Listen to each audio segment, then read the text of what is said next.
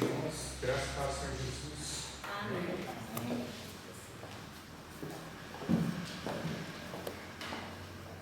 Vamos abrir as nossas Bíblias lá no livro de João, capítulo 4.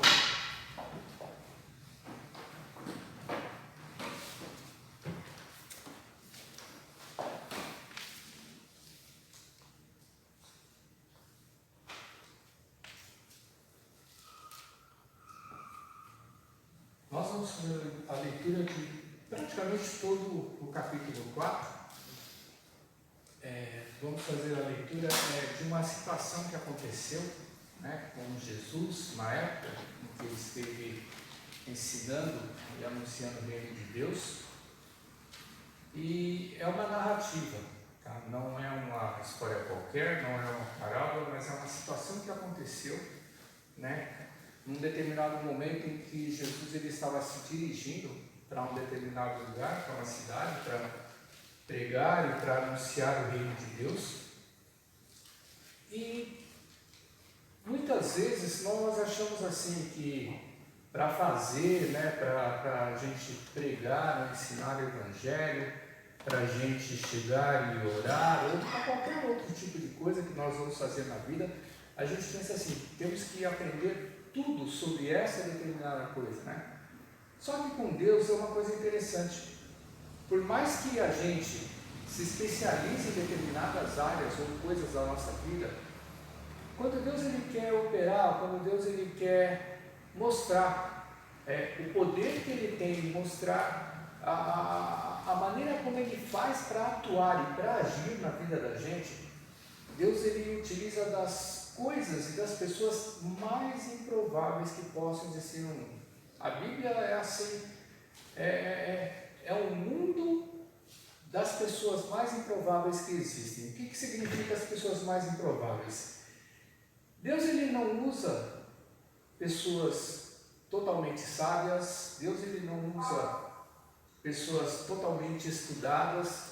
Ele pode usar as melhores pessoas que existem no mundo, mas para Deus mostrar que Ele é Deus, para Deus mostrar que Ele é o Criador, para Deus ele mostrar que é o Senhor, para Ele mostrar que Ele pode operar milagres, ou Ele pode usar pessoas para fazer a obra e que se cumpram todas as coisas que Ele preparou, pré-ordenou, tudo aquilo que Ele projetou para a história da humanidade. Deus ele chega e usa assim como a Bíblia diz, Deus ele utiliza das coisas mais loucas do mundo para confundir as coisas sábias e inteligentes. Deus ele utiliza das pessoas mais insignificantes que possam existir no mundo, sabe? E ele não utiliza os nobres, ele não utiliza os inteligentes, ele não utiliza as pessoas totalmente capacitadas. Por quê? Porque muitas vezes, quando as pessoas elas executam um determinado trabalho na vida, quando esse trabalho é realizado, o grau de satisfação da pessoa é tão grande que ela se acha o seguinte: se não fosse por mim, essa coisa nunca teria acontecido. E Deus, quando Ele quer fazer alguma coisa na vida de alguém, qualquer tipo de situação, a Bíblia diz que Deus ele não compartilha a sua glória com nada e com ninguém. Ou seja, para que ninguém diga que ajudou a Deus, Deus ele não precisa de ninguém para fazer absolutamente nada. Por exemplo, às vezes tem uma pessoa que está com uma enfermidade incurável, aí chega e corre tudo quanto é médico, e não existe cura para essa doença. Só que uma igreja ela entra em oração. Estamos numa situação da improbabilidade, O que uma oração pode chegar e mudar na vida de uma pessoa? Para a gente que acredita em Jesus, para a gente que é crente em Deus, a gente sabe o seguinte, que Deus, Ele é aquele que pode todas as coisas, ou seja, a gente ora e pede para Deus para que aquele milagre ele venha acontecer. E às vezes, a gente ouve testemunhos assim, de pessoas que foram internadas, pessoas que estavam desenganadas, pessoas que chegaram e o médico falou, olha, eu dou mais alguns dias, eu dou mais alguns meses, eu dou mais algumas semanas, mas de tal data, de tal época, aquela pessoa não vai passar.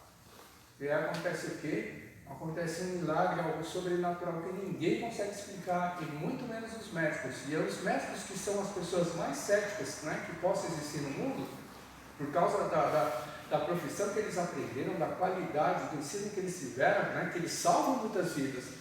Só que quando eles não conseguem fazer por aquilo que eles conhecem, ajudar a salvar uma pessoa, e eles veem essa pessoa ser curada, eles são obrigados a render aquele que é maior do que todas as coisas, que é Deus, né? Falou, realmente, só Deus para operar o milagre dessa maneira. Então, a gente vai ver uma situação que aconteceu nesse capítulo 4 de João, com uma mulher samaritana, em que, normalmente, para quem estuda a Bíblia, vai achar o seguinte: Jesus, ele poderia procurar um sacerdote, ele poderia procurar um especialista da religião, ele poderia procurar um rei, mas não. Jesus, ele procurou uma das piores pessoas que existiam na época. E eu vou explicar a situação de quem era essa mulher samaritana. Vamos fechar os nossos olhos, vamos orar a Deus, né, e pedir que o Espírito de Deus ele venha falar aos nossos corações. Senhor, nosso Deus e nosso Pai, obrigado por todas as coisas. Obrigado, Senhor, por esse povo, pelas nossas vidas, ó Pai, que estamos aqui na Tua casa, Senhor, porque nós temos no nosso coração que foi o Teu Espírito Santo, Senhor, que trouxe todos aqui esta noite à Tua casa, Pai. Ó Senhor, que nesse momento, ó Pai, em que faremos a leitura da Tua palavra, o Teu Espírito já vai estar trabalhando no coração de cada um de nós, ó Senhor, para que a Tua revelação, para que a Tua sabedoria venha recair sobre cada um de nós, ó Pai, e que não somente com a nossa inteligência, ó Pai, mas também com o Teu Espírito, Senhor, venhamos a entender tudo aquilo que o Senhor quer, propósito na vida de cada um, Pai. E pedimos desde já a Tua bênção, Senhor, na vida de cada um dos nossos irmãos e cada um dos visitantes, ó Pai, de cada uma das pessoas que está aqui dentro da Tua casa, Senhor. Que todos viemos a sair daqui abençoados, Senhor, pelas Tuas mãos, no nome do Senhor Jesus, ó Pai. Amém. Então vamos ler.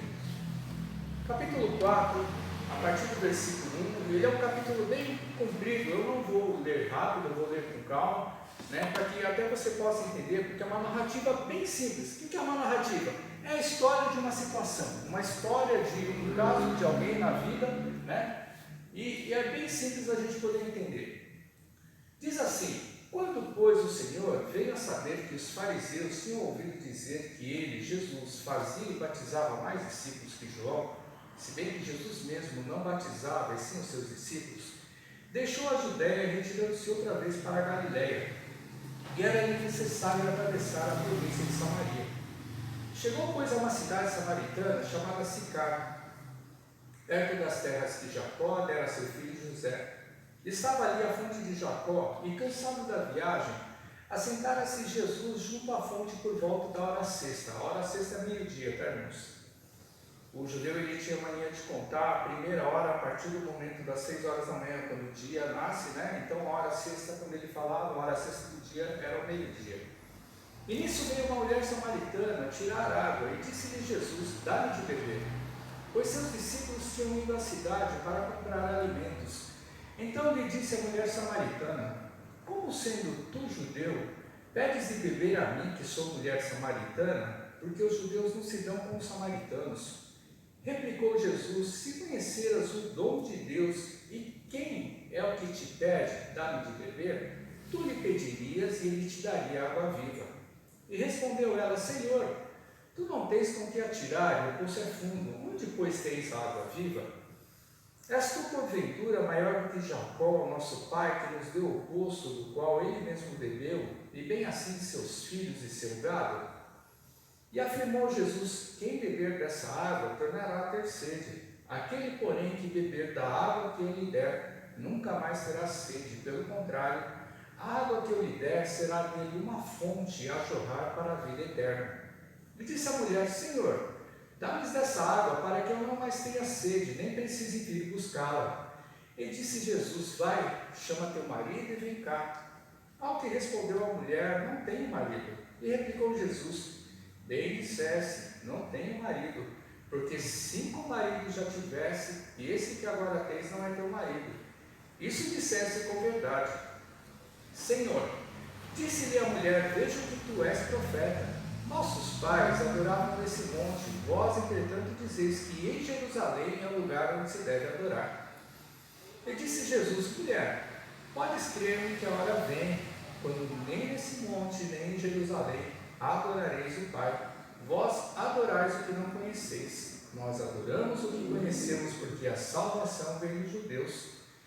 Mas vem a hora, e já chegou, em que os verdadeiros adoradores adorarão o Pai em espírito e em verdade, porque são esses que o Pai procura para seus adoradores. Deus é espírito, importa que os seus adoradores o adorem em espírito e em verdade. Eu sei, respondeu a mulher, que há de vir o Messias, chamado Cristo. Quando ele vier, nos anunciará todas as coisas. E disse-lhe Jesus, eu o sou, eu que falo contigo. Nesse ponto chegaram seus discípulos e se admiraram de que estivesse falando com uma mulher. Todavia nenhum lhe disse, que pergunta sou? Por que falas com ela? Quando a mulher deixou o seu cântaro, foi à cidade e disse àqueles homens, vinde comigo e vede um homem que me disse tudo quanto tenho feito. Será esse porventura o Cristo? Saíram, pois, da cidade e vieram ter com ele. Agora vamos pular para o versículo de número 39. Muitos samaritanos, depois que ela correu para a cidade, aí ela contou aquilo que aconteceu com ela, aí aconteceu essa situação. Muitos samaritanos daquela cidade creram nele, em virtude do testemunho da mulher que anunciara. Ele me disse tudo quanto tenho feito. Vindo, pois, os samaritanos ter com Jesus, pediu-lhe que permanecesse com eles, e ficou ali 2 dias. Muitos outros creram nele por causa da sua palavra, e diziam à mulher, já não agora é pelo que disseste que nós cremos, mas porque nós mesmos temos ouvido e sabemos que este é verdadeiramente o Salvador do mundo. Amém? Então, irmãos, o que acontece nessa situação dessa mulher samaritana, da mulher de Samaria? Algumas semanas atrás,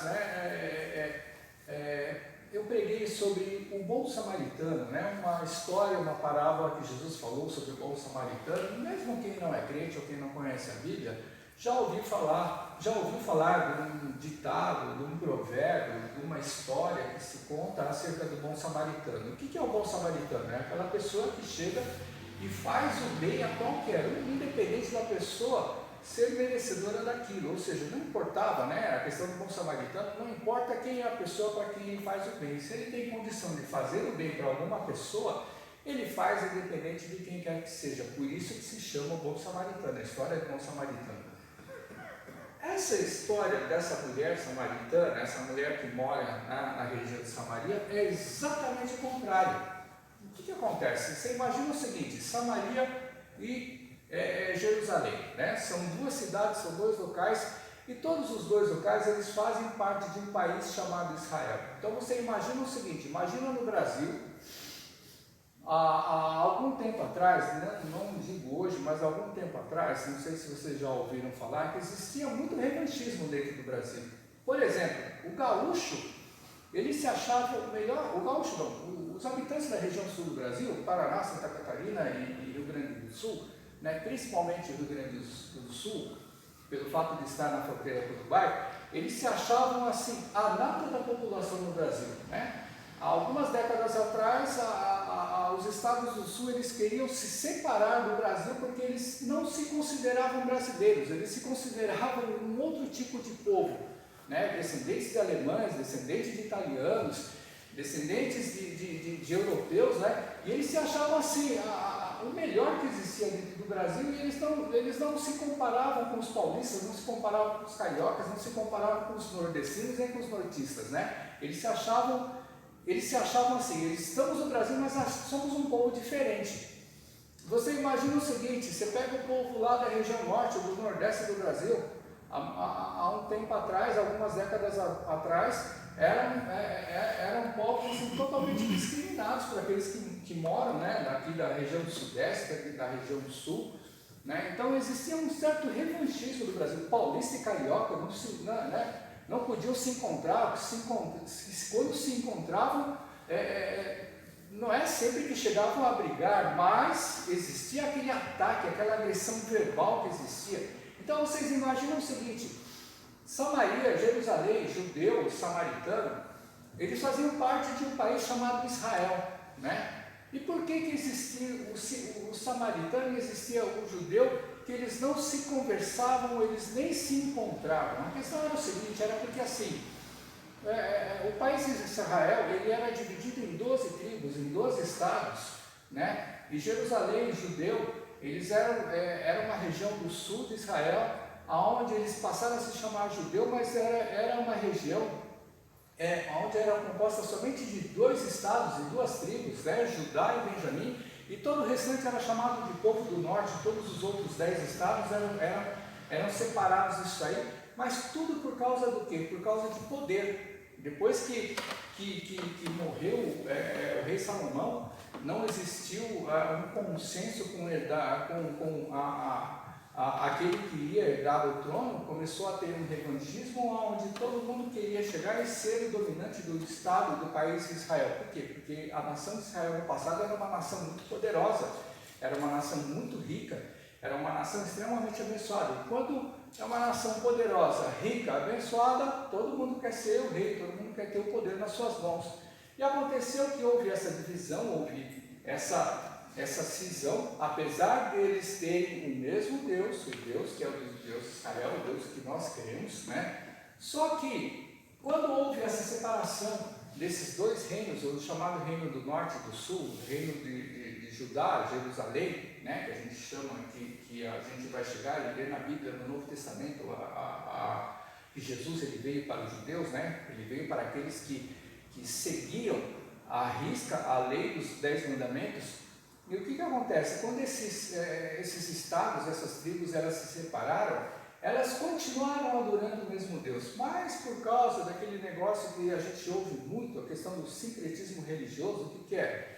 Você é de uma determinada religião e você passa a se converter a uma outra religião, né? E dentro dessa outra religião você quer chegar e trazer os costumes daquela sua religião antiga para dentro dessa religião.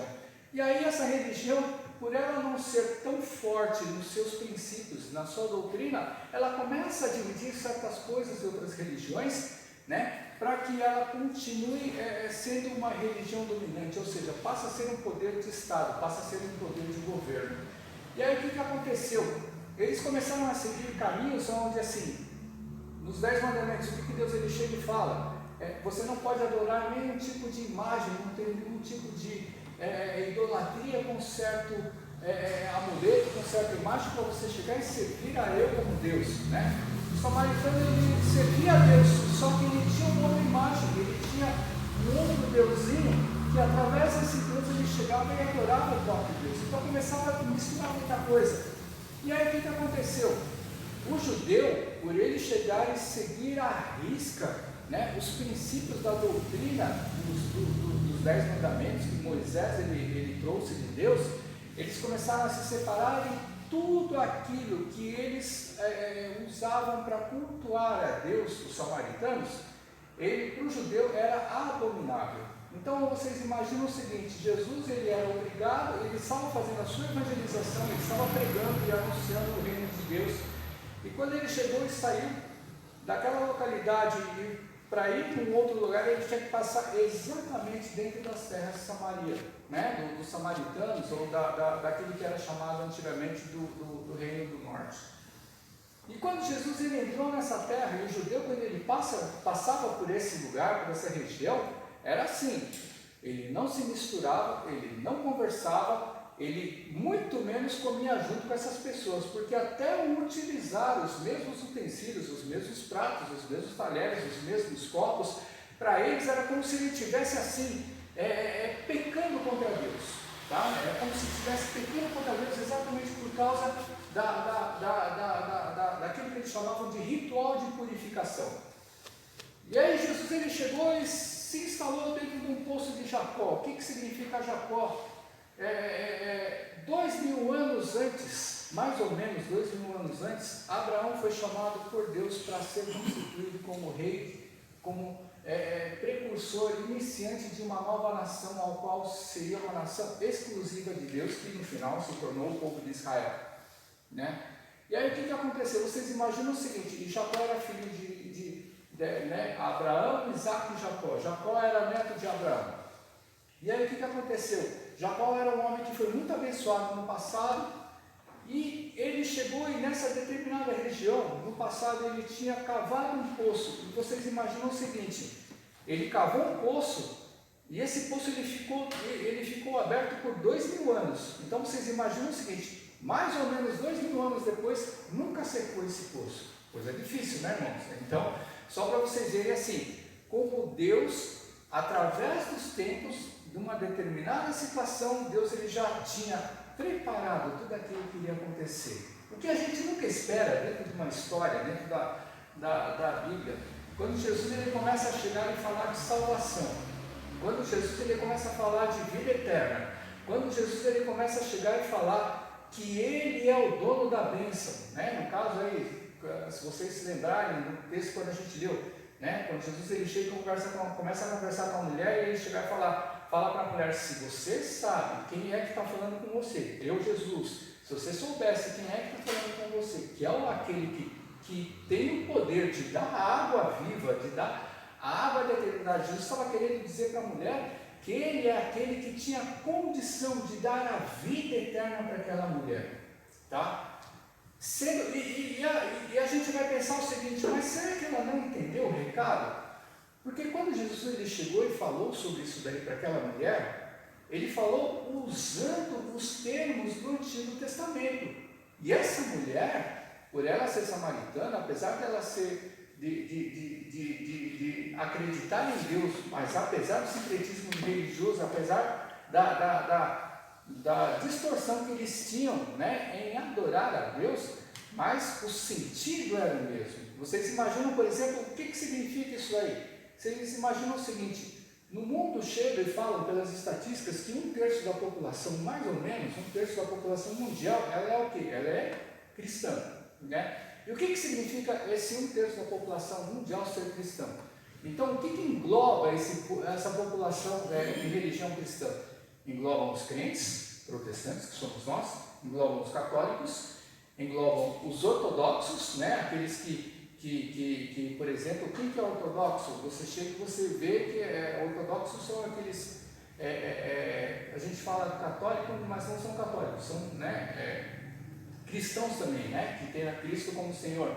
Os ortodoxos são, por exemplo, aqueles que a gente muitas vezes vê na reportagem da televisão, são aqueles que moram lá na Rússia, por exemplo, né? Existem muitos ortodoxos também que vivem lá em Jerusalém, né? Então a gente chega e vê que toda essa massa, né, que se chama cristão, são essa mistura, vamos falar assim, de religiões. Só que assim, para nós, sabe, todos nós adoramos o mesmo Deus e cremos no mesmo Jesus. O que acontece?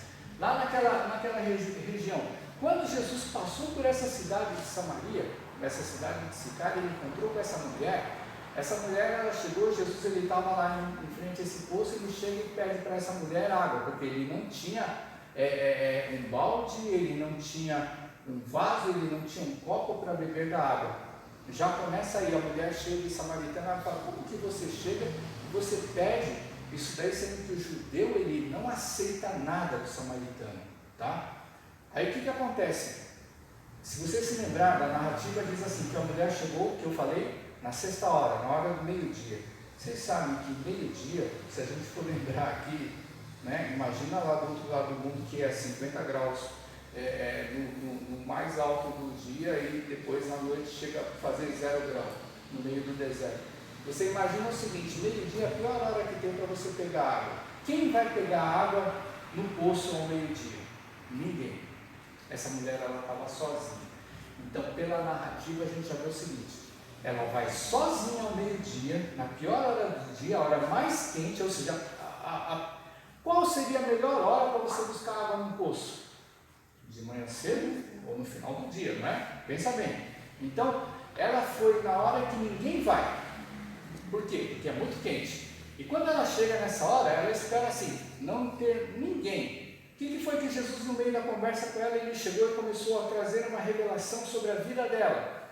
Ele chegou e falou o quê? Você teve 5 maridos, e esse com quem hoje você está, não é seu marido. Então você imagina o seguinte: a mulher, ela gostava de casar, não importa que vida que ela chegou e teve, mas provavelmente, não por se ter 5 maridos, mas por ela ter uma sexta pessoa, que Jesus ele fala que ela não é, que essa sexta pessoa que ela tem, não é marido dela, é porque provavelmente ela teve algum problema, né? Então vocês imaginam o seguinte, que a lei social, ela sempre existiu, é a chamada lei moral, a chamada lei dos homens, né? A lei da sociedade, né? Ou seja, só existe um marido e uma mulher. Separou, casou de novo, ótimo, teve tudo. Só que quando Jesus ele chega e fala sobre isso daí, a gente começa a imaginar toda a situação. Uma mulher vai sozinha pegar água para chegar e se alimentar, para chegar e para levar para sua casa, para chegar e levar para sua família. Ela vai ao meio-dia, no pior horário, ou seja, no horário em que ninguém vai estar lá, com certeza. Ela já vai sozinha, tá? Jesus ele chega e fala com essa mulher acerca do tipo de vida que ela tem. E quando Jesus ele chega e fala, quando ela chega e fala para Jesus, eu não tenho marido. E Jesus ele chega e fala, ainda vai mais além. Realmente o homem que você está vivendo hoje, ele não é seu marido. Ou seja, por algum motivo ela não casou de novo. Seja por decepção, seja porque ela não podia casar, seja porque o quinto marido ele estivesse vivo, não importa, sabe? Ela não estava vivendo uma situação de casamento com essa pessoa. Então vocês imaginam o seguinte: essa mulher provavelmente ela era sozinha, provavelmente ela era rejeitada até pelos seus próprios conterrâneos, até pelo próprio povo da cidade em que ela vivia. Ou seja, ela era isolada, e aí Deus, sabe? Como diz a palavra de Deus, ele usa das coisas mais loucas e das situações mais inesperadas, das situações mais despropositadas na vida, para chegar e falar uma verdade, que a gente chega e fala uma verdade teológica, vamos falar assim, uma verdade acerca de salvação, acerca de propósito de Deus, sabe, para a vida do homem, para a vida da humanidade. Aí a gente começa, para quem estuda um pouquinho a Bíblia, se você começar a pensar, mas se Jesus ele fosse operar, se Deus ele fosse chegar e usar uma situação para chegar e falar acerca de salvação, para falar acerca de Deus, para falar acerca de quem Deus ele estava enviando para salvar o mundo, se fosse para falar acerca que no futuro você chegou, se você crê em Jesus e você receber Ele como Senhor da sua vida, no futuro você vai viver com Deus. Vocês acham, pelo nosso pensamento racional, vocês achariam que Deus iria usar uma pessoa excluída da sociedade, uma pessoa que não tinha moral nenhuma? Porque imagina o seguinte, não é pelo fato da mulher casar 5 vezes, mas depois de 5 casamentos, sejam frustrados ou não, sejam que os maridos tivessem morrido ou não, e ela ficou viúva e ela casou de novo, mas numa sexta vez que se ela casou 5 vezes, ela tinha experiência de casamento, ela não poderia ter casado essa sexta vez para ela poder ficar assim, quites com a sociedade, com a lei moral da sociedade? Poderia, mas vocês imaginam o seguinte: Deus, ele usou uma situação totalmente inesperada, uma situação que ninguém iria imaginar, ninguém iria esperar, para ele falar uma coisa, para Jesus ele chegar e falar uma coisa, para essa mulher, e que muitas vezes, a gente que estuda um pouquinho a Bíblia, muitas vezes a gente não se apercebe da situação. Jesus ele chega e fala que Deus ele está na procura de verdadeiros adoradores, aqueles que o adorem em espírito e em verdade. E muitas vezes nós pensamos que esses verdadeiros adoradores são aquelas pessoas que estudam 24 horas por dia a Bíblia. São aquelas pessoas que são perfeitas no canto. São aquelas pessoas que estudam e tocam instrumentos musicais assim durante a vida inteira e não erram nunca. Jesus, Deus, Ele usou uma pessoa totalmente excluída da sociedade. Ele usou uma pessoa totalmente rejeitada pelo povo. Deus, ele usou uma pessoa que nem, vamos falar assim, na época, que nem crente era. Sabe por que eu digo para vocês que ela nem crente era? Olha só o que diz no versículo 30. Aliás, versículo 20. Vamos falar do versículo 19, porque depois que Jesus ele chegou e trouxe a revelação para ela, falando dos 5 maridos e do 6º homem com quem ela vivia, essa mulher ela chegou e mudou a história, porque ela não quis justificar para Jesus, e Jesus também não estava interessado, sabe, na questão do 6º homem com quem ela vivia, mas ela chegou e mudou. Imagina assim, a vergonha, vamos falar assim, provável, né? A vergonha de chegar e Jesus falar da vida dela, mas não por causa dos 5 maridos, mas por causa do 6º homem que ela estava junto, e aqui não diz o porquê, mas com certeza não era uma união lícita, tá? Ela mudou a conversa com Jesus e diz assim: Senhor, disse a mulher, vejo que tu és profeta, porque ele trouxe revelação para ela da vida que ela tinha. Nossos pais adoravam nesse monte, vós, entretanto, dizeis que em Jerusalém é o lugar onde se deve adorar.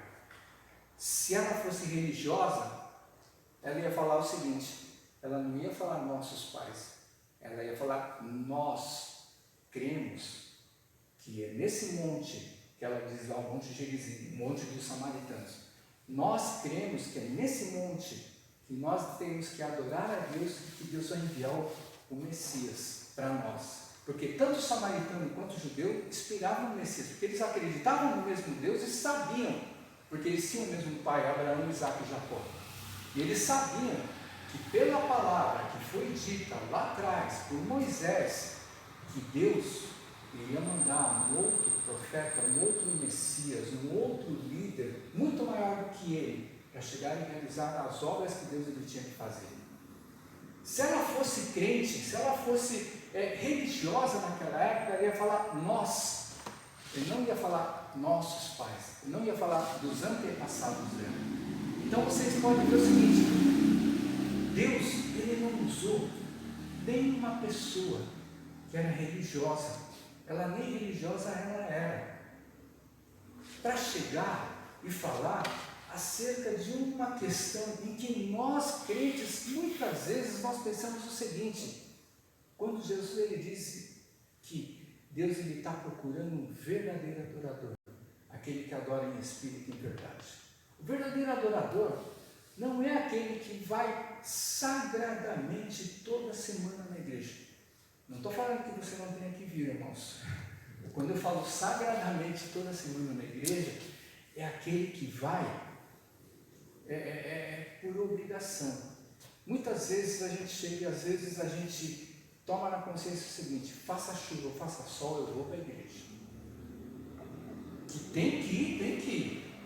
Só que faça chuva ou faça sol, não é assim, eu tenho que ir para a igreja ou eu vou para a igreja por costume, por obrigação ou porque eu sou membro de carteirinha da igreja. Não, faça chuva ou faça sol, faça calor ou faça frio, sabe?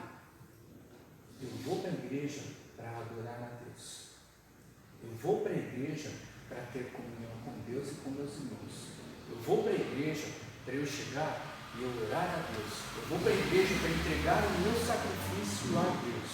Então Jesus, quando ele chega e fala assim, você não precisa ser especialista de igreja, você não precisa temos também o que eu vou falar acerca de, você não precisa estudar tudo, você não precisa conhecer tudo. Nós temos que estudar, nós precisamos conhecer. Só que assim, para que eu quero estudar e para que eu quero conhecer? Para que eu quero me aperfeiçoar? A gente não pode querer se aperfeiçoar para a gente ser melhor do que ninguém. Porque, irmãos, todos nós somos iguais aqui perante Deus e perante a sociedade e perante nós mesmos. Por que eu falo? Por que as pessoas chegam e falam que todos nós somos iguais? Todos nós somos para o mesmo lugar.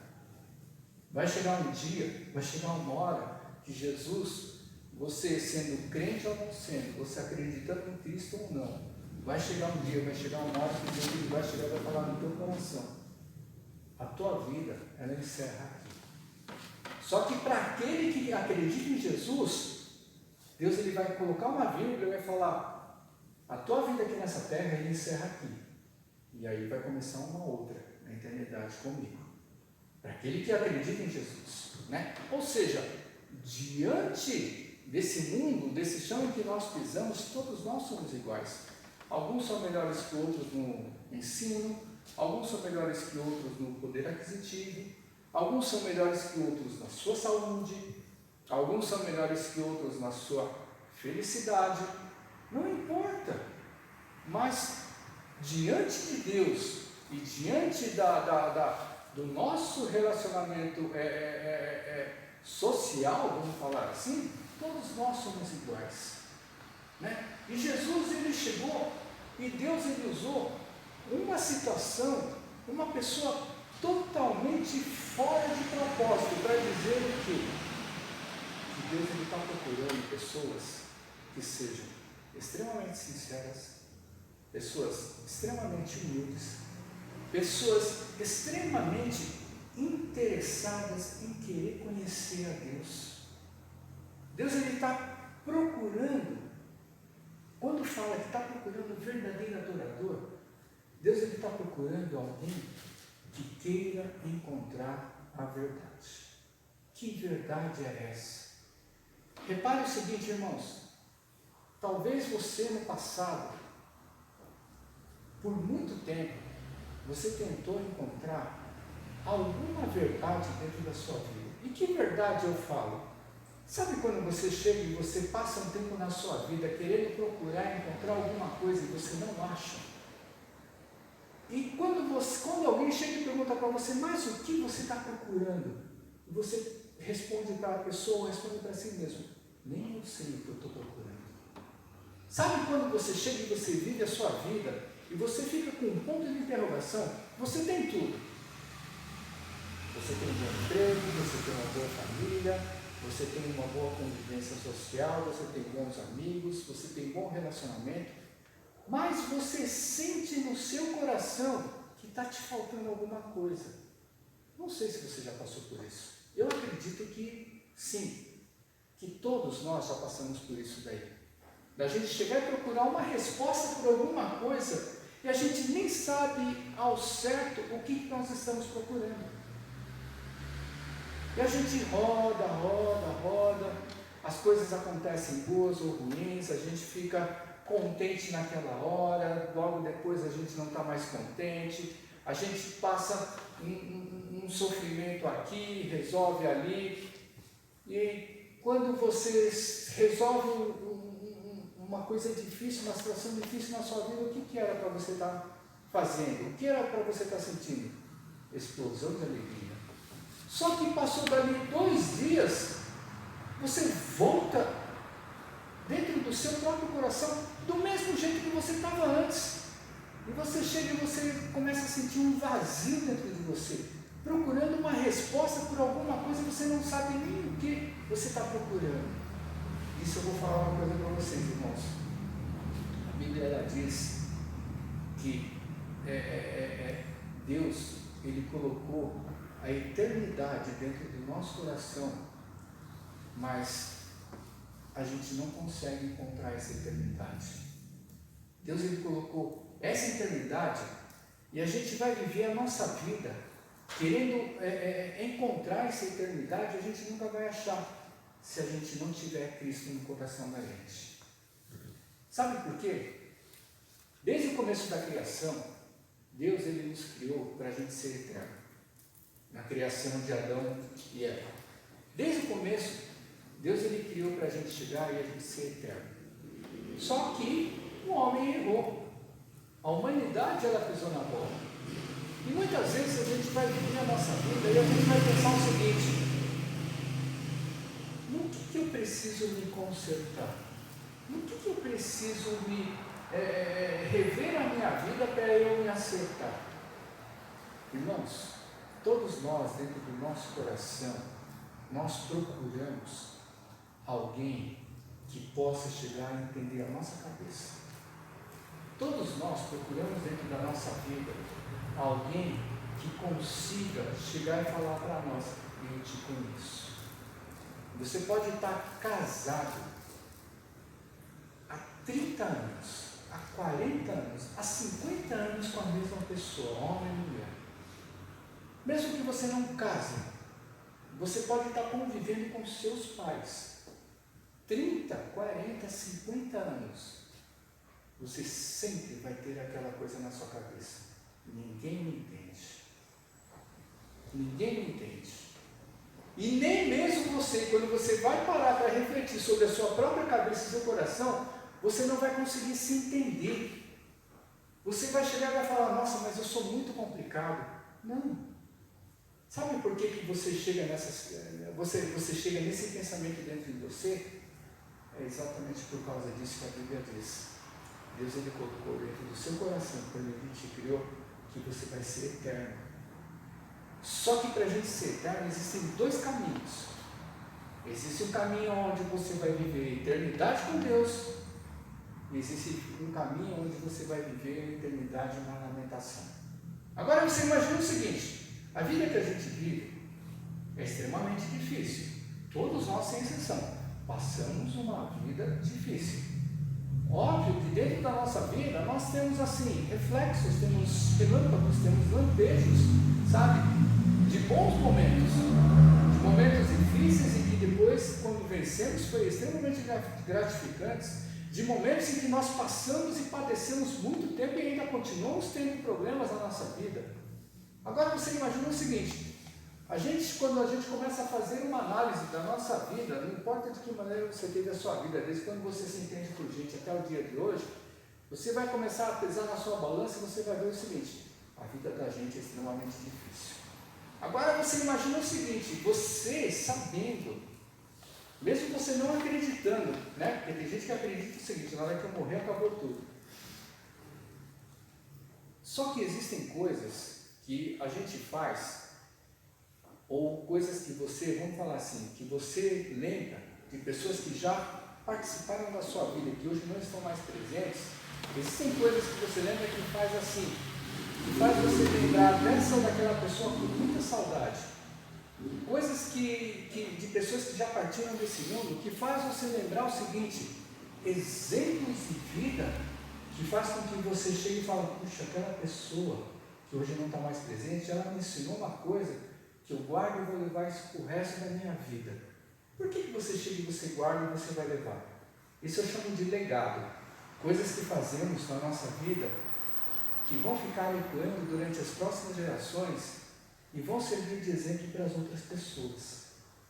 Por que eu falo isso daí? Imagina o seguinte: todos nós somos conscientes, o mundo evoluiu. O homem de 1000 anos atrás, o homem de 2000 anos atrás, não tem nada a ver com aquilo que nós somos hoje.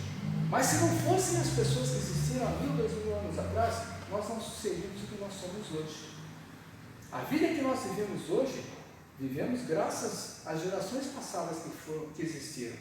Então eu vou dizer o seguinte para você: Deus, em toda a humanidade, Ele tem um propósito, Ele teve um propósito para a vida humana, para a pessoa específica, desde aquele momento de gerações passadas até o momento de hoje e para as futuras. E é por isso que eu acredito, e é por isso que eu falo para você, e é por isso que a Bíblia diz que nós temos dentro de nós a eternidade. Agora, cabe a cada um de nós escolher aonde nós vamos viver essa eternidade. E toda essa balança que eu digo para você, que nós vivemos hoje, ela pode servir para que nós escolhamos o caminho correto. Óbvio, Deus ele sempre quer que nós escolhamos o caminho certo, que é o caminho que Ele proporciona para a vida da gente.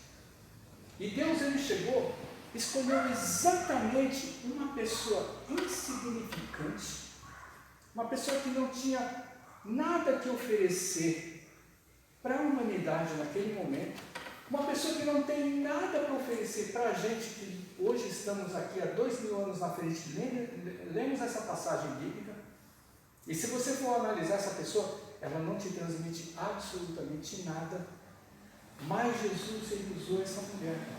Olha só que interessante, Jesus ele chegou e falou daquilo que ele, olha só, Jesus ele ensinou para a mulher acerca de viver a eternidade com ele, quando ele chega e fala: se você beber da água que eu tenho para te dar, a água viva, você nunca mais vai ter sede.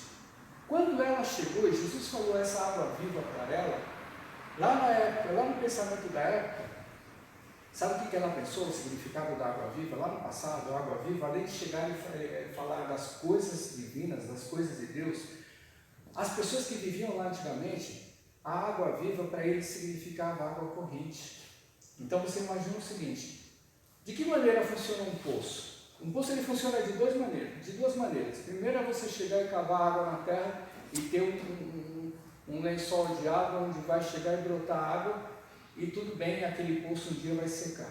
A segunda maneira de um poço existir, que é esse daí, desse poço de Jacó, que ele manava água durante 2000 anos, é que esse poço encontrou um rio subterrâneo, onde essa água ela sempre fica corrente, e isso é chamado de água viva. Uma coisa é você tomar água, você beber de uma água que é parada, outra coisa é você beber água corrente. Qual a diferença de uma coisa com a outra?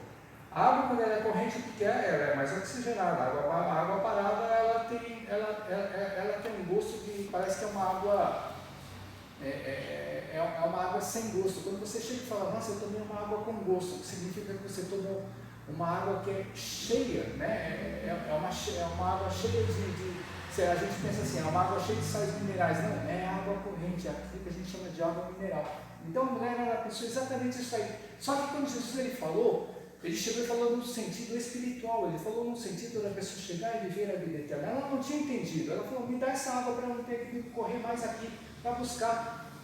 Mas Jesus ele chegou para ela poder entender, ele falou sobre a vida dela. E quando ele falou sobre a vida dela, sabe, ela não tinha entendido muito a questão do verdadeiro adorador, mas a atitude dela mostrou-se ela ser uma verdadeira adoradora. Lembra que eu cheguei e falei? Sinceridade, coração humilde, uma pessoa que busca e ama a verdade, uma pessoa que chega e quer sempre ter contato com Deus. Quando Jesus chegou e começou a falar tudo isso aí, a primeira coisa que a mulher teve dentro do seu coração, ela chegou e saiu correndo para o pessoal da cidade dela para contar que ela tinha encontrado alguém que poderia ser o Messias. E muitas vezes a gente pensa o seguinte: a gente pensa que para a gente chegar e pregar o Evangelho, o primeiro contato que as pessoas elas têm de fora com o Evangelho não é com o pregador da igreja, não é com o pastor da igreja, não é com o missionário, não é aquele que vai ensinar a palavra. Mas o primeiro contato que a pessoa ela tem com Jesus, para conhecer Jesus, é através daquele que chegou e vai falar sobre o testemunho dela. Essa mulher, a primeira coisa que ela fez, quando Jesus chegou e contou sobre a vida dela e falou sobre a salvação para ela, essa mulher ela correu para a cidade e começou a contar para todo mundo aquilo que Jesus fez na vida dela. E muitas vezes a gente pensa o seguinte, que para a gente chegar e evangelizar, para a gente chegar e contar de Jesus para as pessoas, a gente pensa o seguinte: eu tenho que conhecer a Bíblia, eu tenho que conhecer a palavra, eu tenho que saber o significado de salvação, eu tenho que saber o significado de batismo, eu tenho que saber o significado disso ou daquilo. E a gente não precisa saber de nada disso. A única coisa que a gente precisa fazer é contar para os nossos parentes, contar para os nossos amigos, contar para os nossos colegas, contar para as pessoas com quem eu tenho um contato social, falar o seguinte: o que Jesus fez na minha vida? O que Jesus ele transformou na minha vida? Porque essas pessoas que te conhecem, quando você começar a falar a transformação que você teve na sua vida, as pessoas vão falar: ah, mas aquela pessoa era assim, assim, assado. E ela está falando com uma empolgação do que Jesus fez na vida dela. Eu quero conhecer essa pessoa. Eu quero conhecer esse Deus. Eu quero conhecer quem é esse Jesus. E aí ela vai para a igreja. Só que quando a pessoa chega na igreja, ela já chega com o seguinte: aquele meu amigo fulano de tal, aquele meu parente X, chegou e contou a história dela para mim, eu quero ver. que aquele pastor, o que aquele irmão, o que aquela irmã, o que aquela igreja vai chegar e vai falar para me convencer da história que ela me contou. Então muitas vezes a gente pensa o seguinte, quando a gente chega e leva alguém para a igreja, a gente convida alguém para ir para a igreja, para chegar e conhecer a igreja que a gente está congregando, a igreja que a gente está convivendo, muitas vezes a gente pensa o seguinte, não, a igreja é que vai chegar e vai fazer com que a palavra seja pregada e ministrada para que aquilo lá caia dentro do coração e a pessoa comece a enxergar Jesus de uma maneira diferente. Pode acontecer dessa maneira. Mas a maneira que essa mulher ela chegou e foi contar para a cidade tudo aquilo que Jesus chegou e fez e falou para ela, fez com que todo mundo, ela de rejeitada, as pessoas elas começaram a ver na cara dela, falou, pô, a mulher ela é rejeitada, a mulher ela se escondia, a mulher tem culpa no cartório, ela tem pecado, né, aparente, vamos falar assim, por causa daquele sexto companheiro dela.